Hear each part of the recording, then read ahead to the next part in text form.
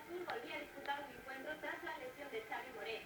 El once titular dispuesto por Pacheta saltó al campo con camisetas de ánimo al centrocampista vallisoletano.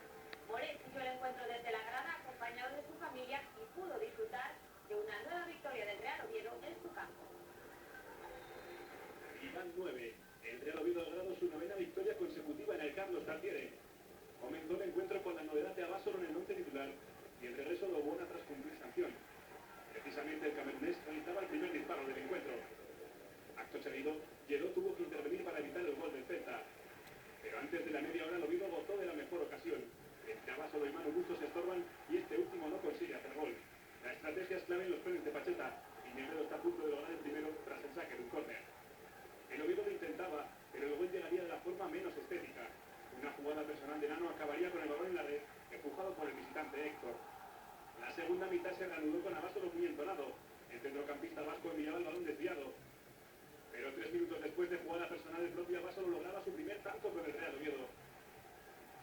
El equipo salió con el rodillo en la segunda parte y tras salvar Negredo bajo palos el primero del Celta, en una contra perfectamente dirigida por los caballones, acabó en el gol de Nano.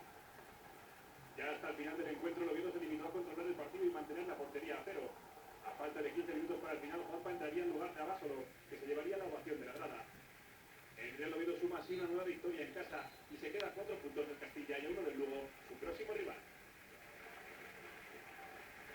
Pacheta no es ajeno a la excelente racha del conjunto azul. La próxima semana, como acabamos de escuchar, visitan al Lugo, segundo en la tabla, con un punto más que el Real Oviedo. Por eso el técnico burgalés quiere dejar a un lado la euforia.